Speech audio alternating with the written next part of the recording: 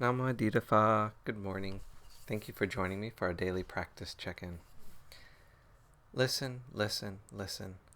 This beautiful sound calls us back to our true home.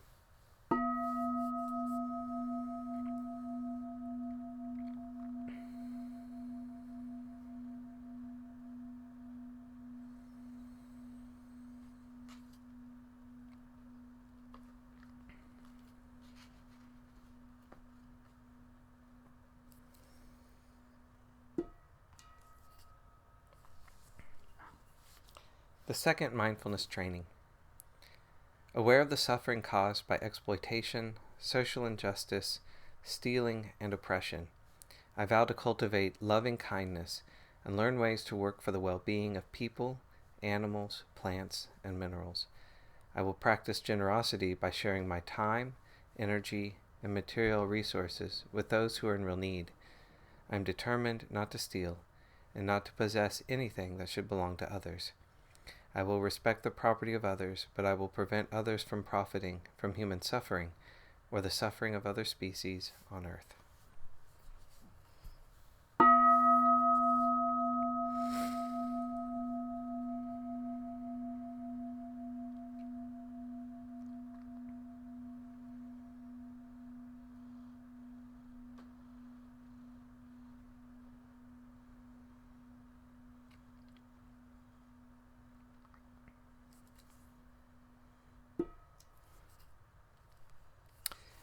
We're beginning a new book for our Dharma readings today.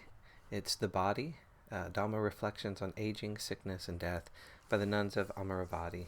We're beginning with the Dhamma talk, A Process of Change by Ajahn Metta. When we look around ourselves in nature, what we see is a constant process of change, arising, existing, passing away. The seasons pass, and as they do, we can observe the changes that nature undergoes. A constant process of creation and falling apart, birth and death.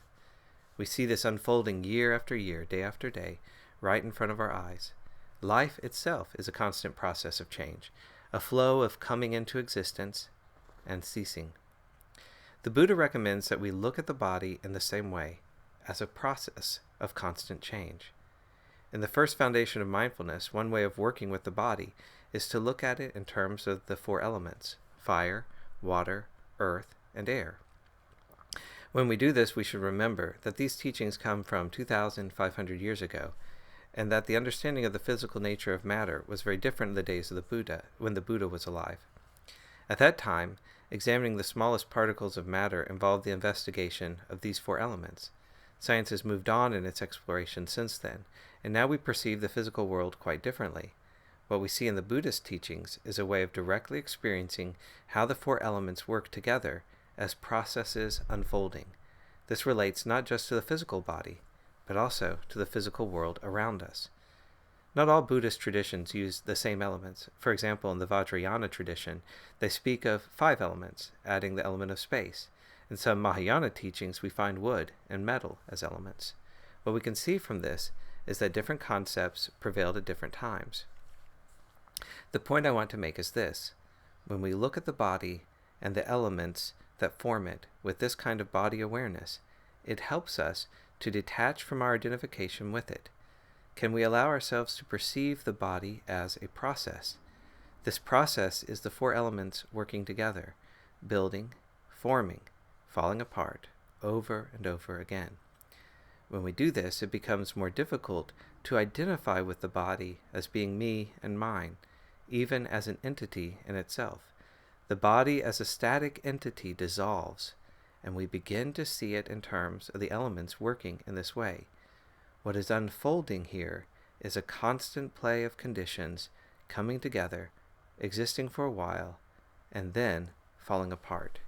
And we can observe this directly.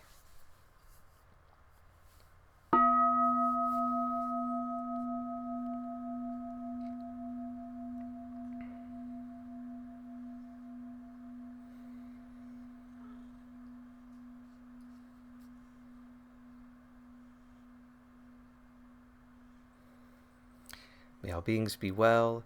May all beings be happy. May all beings be peaceful. Sadhu, sadhu, sadhu. Thank you for joining me this morning.